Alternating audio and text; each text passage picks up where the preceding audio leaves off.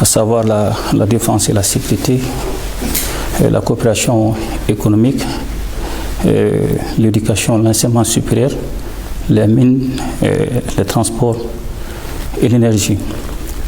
Donc il était nécessaire, après 2 ans d'absence, de revisiter cette coopération bilatérale stratégique. Donc l'enjeu, c'était de faire le point, ensuite discuter des difficultés et aussi se projeter dans l'avenir. Donc c'était le but de la rencontre. Alors, Monsieur le Président, vous avez eu un entretien en tête-à-tête avec le président de la Fédération de Russie, Vladimir Poutine. Pouvez-vous nous parler de cet entretien? De quoi est-ce qu'il était question concrètement? La rencontre s'est déroulée en 2 phases. La première phase, c'était un tête-à-tête au cours duquel nous avons échangé sur des sujets très sensibles. Et ensuite, on a élargi aux autres ministres qui m'accompagnaient. Donc, au cours de cette deuxième rencontre, nous avons vraiment fait le point de notre coopération bilatérale. D'abord, en termes de la défense et la sécurité. Aussi sur le plan économique, développement, l'enseignement supérieur, les mines. Donc, effectivement, il y a eu, depuis lors du sommet de Saint-Pétersbourg, on a eu un début d'exécution d'un certain nombre de projets. Il y a eu la centrale solaire de Sanakroba dont on a déjà posé la première pierre. On est en train de continuer les autres procédures.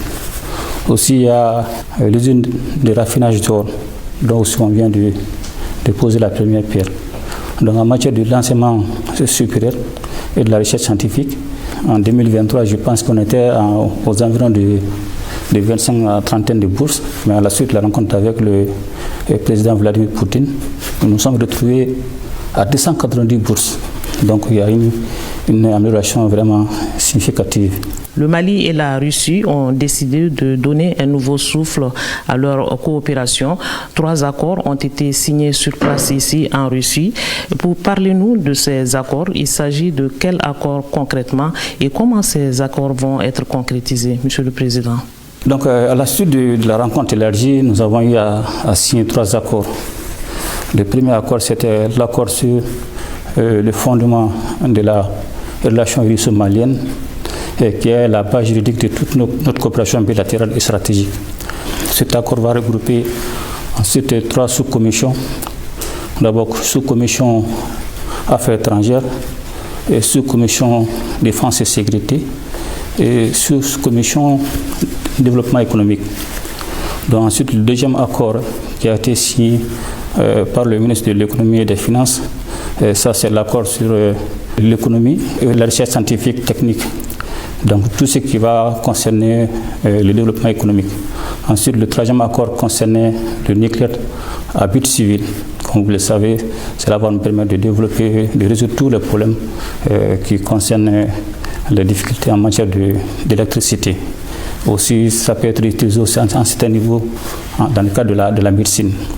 Donc pratiquement, c'est les 3 accords majeurs que nous avons eu à signer avec la Fédération de Russie. On a eu à mettre en place une commission intergouvernementale. C'est cette commission qui va se réunir, je pense, pour une période de 6 mois et peut être aussi convoquée à l'urgence quand cela sera nécessaire. Donc c'est cette commission qui va suivre l'exécution de ces différents projets. Mais au-delà de ça, il y a un rapport privilégié avec le président Vladimir Poutine. Dès qu'il y a des difficultés, dès que les ministres remontent ces difficultés, moi je suis en mesure de l'appeler ou soit de l'écouter par rapport à ces difficultés. Donc il y a plusieurs mécanismes qui sont déjà en place pour le suivi de ces différents projets. Vous présidez la Confédération des États du Sahel. Est-ce qu'il a été question de l'AES ici en Russie et quel cadre de coopération sera établi entre la Russie et l'AES? Effectivement, d'abord on a parlé de la création de l'AES. Quand je venais ici en 2023, l'AES n'était pas du tout créée. Donc on a parlé de la création de l'AES, on a parlé des enjeux. C'est l'AES qui a été créée autour de 3 piliers. Piliers diplomatie, défense et sécurité et développement.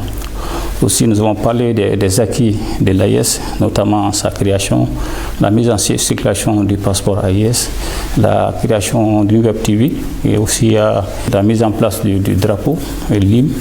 Et aussi, nous venons de mettre en place la banque d'investissement. Donc tout cela montre qu'effectivement nous avons beaucoup d'opportunités, beaucoup de possibilités de coopérer avec la Fédération de Russie. Donc quant au président Vladimir Poutine, il a montré sa disponibilité vraiment à accompagner l'AES. Et nous avons surtout parlé de la création de la force unifiée de 5000 hommes. 5000 hommes, ce n'est pas 500 éléments. Ça demande de la préparation, ça va prendre un peu de temps. Donc vraiment, nous avons demandé son accompagnement. Mais à vrai dire, aujourd'hui, la coopération de l'AES avec la Fédération de Russie, c'est une vérité absolue aujourd'hui, que ce soit le Burkina et le Niger, non seulement de façon individuelle, dans le cadre bilatéral, chacun de ces pays travaille avec la Fédération de Russie. Mais dans le cadre de l'AES, ça a été encore plutôt renforcé parce qu'aujourd'hui, nous avons les mêmes ambitions, que ce soit en termes de défense et sécurité, en termes de développement économique. Donc aujourd'hui, la Fédération de Russie est disposée vraiment à nous accompagner pour l'atteinte de nos objectifs. Monsieur le Président, la Russie est un partenaire de premier plan aujourd'hui du Mali en matière de sécurité. Quelle coopération sécuritaire existe aujourd'hui entre le Mali et la Russie? Nous avons commencé avec la Fédération de Russie sur le volet sécuritaire. Comme vous le savez, au moment qu'on commençait, on était pratiquement en difficulté parce qu'on venait de rompre nos relations avec les anciens partenaires, effectivement, qui voulaient une dépendance, mais qui souffraient d'un problème de manque de résultats. Donc, suite vraiment à ce constat signalé par les populations maliennes, et au regard de l'inefficacité de ces forces étrangères qui étaient au nombre de 19 500, donc pour vraiment défendre nos intérêts, parce qu'on n'avait pas le même agenda, on n'avait pas la même lecture même de l'adversaire. Donc ce qui rendait difficile la collaboration sur le terrain. Donc forcément cela a donné du temps à l'ennemi non seulement de se redéployer dans plusieurs secteurs, aussi cela a rendu difficile la lutte contre les groupes armés terroristes, étant donné que les visions sont différentes. Les objectifs sont différents, donc forcément, il ne peut pas avoir de résultats escomptés. Donc c'est à la suite de ça, nous avons décidé, nous avons pris notre responsabilité de faire face à cette menace. Donc cela forcément passé par un certain nombre de mécanismes. D'abord, il fallait vraiment remercier nos anciens partenaires. Donc cela a pris le temps nécessaire, mais Dieu merci, ils sont tous partis. Donc cela nous a donné, comme on dit dans l'armée, la liberté d'action, la liberté de mouvement, le contrôle de notre espace aérien. Donc avec la Russie aujourd'hui, nous avons pu nous équiper. Et dans le cadre de la collaboration bilatérale, nous mutualisons nos efforts. La Russie a amené ses moyens militaires. Et le Mali aussi s'est équipé. On est en train de nous équiper tous les jours, tous les mois. Donc aujourd'hui, avec nos partenaires, nous parvenons à mutualiser nos moyens et à faire face à cette menace terroriste. Mais la force est de reconnaître pour nous Maliens, la première menace d'abord c'était la menace de division de notre pays. Il fallait coûte que coûte éviter que cela arrive. Donc je pense qu'aujourd'hui c'est un constat visible sur le terrain. Aujourd'hui nous avons pu regagner toutes les grandes villes, toutes les grandes régions. Nous avons pu redéployer les femmes. Et nous menons les opérations, mais la lutte contre le terrorisme est un défi. C'est une menace qui sera neutralisée dans le temps et dans la durée. C'est vrai qu'il y a quelques points de résistance, mais ce n'était pas comme dans les années 92, 94, jusqu'à 2015, 2017, 2020. Effectivement, la tendance a beaucoup changé, c'est à notre faveur. Mais les difficultés qui résistent, forcément, nous allons y faire face parce que tout le monde sait qu'aujourd'hui, le terrorisme est devenu un instrument géopolitique, un instrument politique aussi. Mais c'est devenu une nouvelle forme de colonisation, si on peut dire comme ça, et que nous devons y faire face. Nous allons prendre toutes les précautions, toutes les dispositions avec le soutien du peuple malien. Parce que la lutte contre les groupes armés terroristes ne peut pas aller sans le peuple. Parce que le centre de gravité de ce combat, c'est la population. Celui qui parvient à avoir la population de son côté, il risquera de gagner ce combat. Donc je pense qu'aujourd'hui, avec nos populations, avec l'engagement du peuple malien, nous allons y faire face et j'en suis sûr et certain que cela va finir. Monsieur le Président, on vous a vu très amical avec le président Vladimir Poutine. Il vous a offert des cadeaux précieux. Quel est le sens que vous donnez à ces cadeaux? Est-ce qu'il y a des messages derrière ces cadeaux? C'est un message de fraternité. Les cadeaux parlent. Ça va au-delà des mots, ça va au-delà des regards. Et donc je pense que nous venons encore de sceller, de verrouiller encore une fois de plus nos relations, non seulement nos relations bilatérales et stratégiques, mais aussi nos relations personnelles. Comme vous le savez, le président Vladimir Poutine, c'est un président qui est pragmatique, qui est engagé et surtout déterminé. Donc je pense qu'aujourd'hui, c'est le président avec qui nous pouvons vraiment travailler dans la sincérité et dans l'honnêteté, et surtout à travailler ensemble pour que nous puissions atteindre nos objectifs dans un partenariat gagnant-gagnant.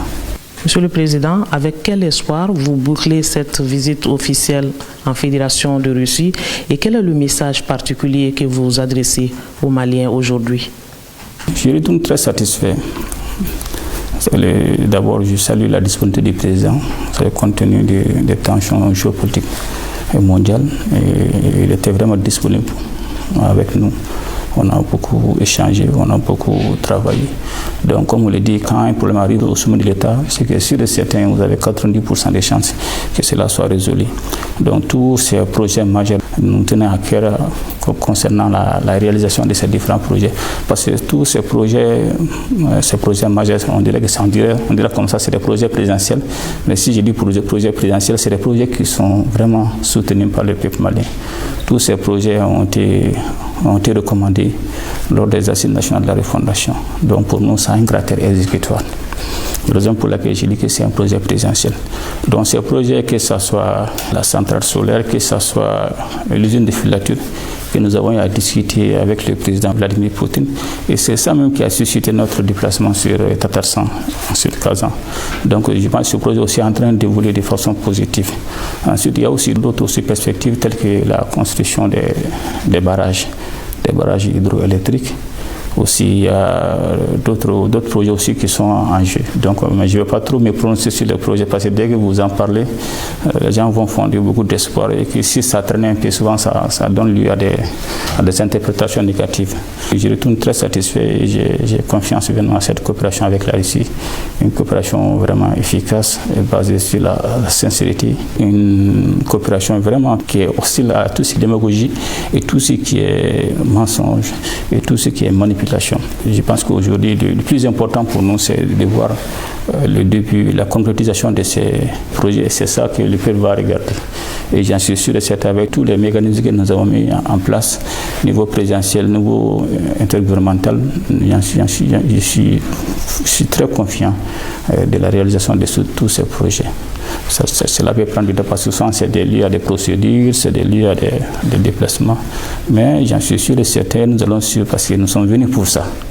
Nous ne sommes pas venus pour nous promener, nous ne sommes pas venus pour autre chose. C'est vraiment pour que les projets puissent se réaliser et conformément aux aspirations du peuple malien. Merci, Monsieur le Président, d'avoir répondu à nos questions. Merci. Merci à vous, chers téléspectateurs, de nous avoir prêté de votre attention. C'est donc tout pour cet entretien exclusif. Nous espérons que vous avez eu un intérêt à nous suivre. Merci de votre attention. Bonne suite de programme sur l'ORTM.